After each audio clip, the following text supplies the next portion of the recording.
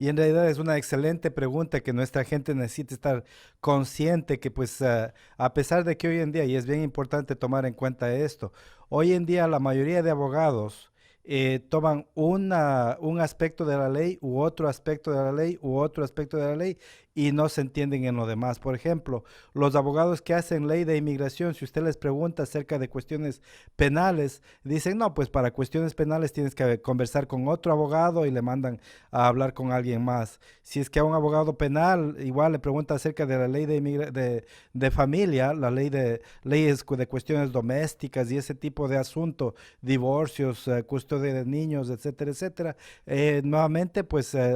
no se entienden estos abogados que se entienden con las cuestiones penales, con los aspectos de familia y mandan con otro abogado. Y uno podría incluso llegar a pensar, y muchas personas pueden llegar a pensar que esa es la manera que se debe hacer. Cada quien con su especialidad, cada quien con su enfoque, y pues son excelentes en su área y no se entienden el resto. Y normalmente esa es la manera que a uno le entrenan al salir de la facultad de leyes, incluso con esa noción de que pues la ley hoy en día es tan amplia y tan profunda que en realidad el tratar de abarcar mucho es contraproducente porque pues puede dominar un ramo, pero los otros lo va a hacer a medias o no lo va a hacer bien. Ese es lo que se dice pues common wisdom, ¿no? Pero pues la realidad de las cosas es la siguiente. Cuando viene al asunto de inmigración y en el campo de pues los inmigrantes, es bastante importante estar consciente de diferencias fundamentales que requieren y exigen que la persona que va a atender un caso para una persona inmigrante en realidad debería comprender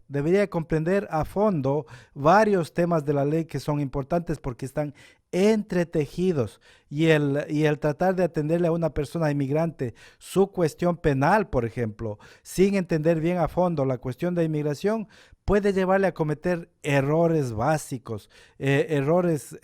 trascendentes que le pueden afectar a la persona y hacerle un gran daño, incluso si es que está pensando el abogado que en realidad su servicio es de calidad y que le está ayudando muy bien en cuanto a lo que es la rúbrica de la ley penal. Pongamos un ejemplo.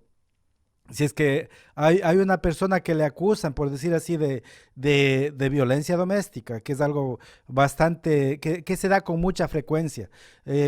A una persona que le acusan de violencia doméstica y de pronto, pues esta persona acusada de violencia doméstica es residente permanente. Entonces el abogado penal dice, no, pues esta persona tiene papeles, no hay problema, la acusación de violencia doméstica le están acusando de un delito menor, así que ningún problema, habla con el fiscal, atiende la cuestión, trabaja bien en este caso y llegan a un acuerdo con el fiscal de que se declare culpable de la violencia doméstica y que quede solo en probation y que pague una multa y se acabó el cuento. La persona no va a pasar ni un solo día en la cárcel, todo parece que está saliendo de maravilla y como la persona es residente permanente, piensa, bueno, yo soy residente permanente, no tengo nada de qué preocuparme que me vaya a recoger inmigración ni nada por el estilo. Cuando, oh sorpresa, pasa un par de meses y recibe un citatorio de ICE, y si es que no atiende ese citatorio, vienen los de inmigración y le recogen y le meten preso y le inician un proceso de deportación. Un proceso de deportación quiere decir que esta persona, de acuerdo al gobierno, ha perdido el derecho a la residencia o por lo menos está sujeto a la posibilidad de perder su derecho a la residencia por haberse declarado culpable de un crimen de violencia doméstica. Eso se puede dar y la violencia doméstica es uno de los crímenes que pueden formar base para que un residente permanente pierda su derecho a la residencia en los Estados Unidos. No en todos los casos, pero en muchos casos se da eso dependiendo en cómo fue el delito pleaded, qué tipo qué tipo de crimen es que, que se declaró culpable. De pronto, esto es algo que ya se requiere de un conocimiento de la ley de inmigración. Entonces, este abogado que le hizo un excelente trabajo viéndole desde el lente de la ley penal, si es que hubiera sido un ciudadano, pues nada que hablar, porque tal vez había toda la evidencia en contra de esta persona, etcétera, etcétera, y lo más conveniente era pues que simplemente se declare culpable, pague la multa y ahí quede. En el caso de un residente eso no es así. De pronto toca analizar la repercusión de lo que va a pasar a la persona en cuanto a la Corte de Inmigración. Justamente hoy tengo un caso de esta naturaleza, donde mi cliente estaba por declararse culpable de un delito de violencia doméstica con otro abogado, y resulta que vino conmigo porque pues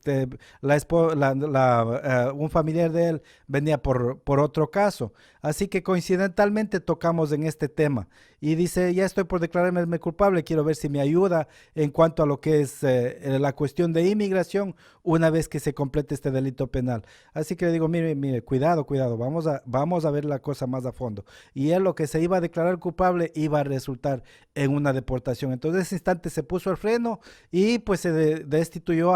se le retiró al otro abogado, que evidentemente no tenía conocimiento de lo que es la ley de inmigración y lo que iba a causar el daño que le iba a hacer al cliente. Y pues ahora le estamos representando en el caso penal y plantándonos firmes para que le retiren esos cargos, porque pues si es que se hubiese declarado culpable de los cargos que le estaban imponiendo, ahí iba también su residencia permanente. Ese es un ejemplo de cómo están las leyes entretejidas, pero no es la única manera. En realidad la ley de inmigración y la ley penal están completamente entretejidas, al punto que, como dije antes, no es realístico pensar que una persona que se entiende solo en un ramo va a poder darle el servicio adecuado a una persona inmigrante. Justamente este señor también, como resultado de esta situación, se está divorciando de su esposa. Eso es de la ley familiar. Entonces, de pronto, pues también estoy ayudando en su caso de ley familiar, y también se está resolviendo eso en conjunción y tomando en cuenta las repercusiones del divorcio sobre el caso de la cuestión penal, y también de esas dos cosas sobre la cuestión de su residencia permanente. Son varios factores que se tiene uno que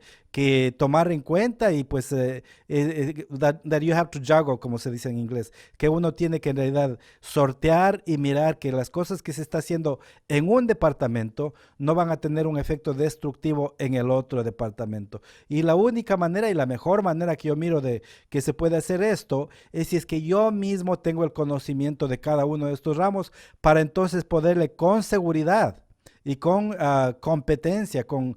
capacidad de decirle al cliente, ¿sabes qué? Lo que te conviene en este caso es tal cosa o tal otra cosa. Y no estar dependiendo en el conocimiento de una tercera persona que no va a comprender completamente el caso en su totalidad. De esta manera, pues el abogado comprende las circunstancias del inmigrante en su totalidad, y el consejo que le da puede ser bien basado en la situación completa del cliente, y no solo en una partecita, y solo pues con la esperanza de que alguien más tal vez le pueda ayudar con el resto. Así que Jorge, la respuesta en corto es, está tan entretejido estos ramos de la ley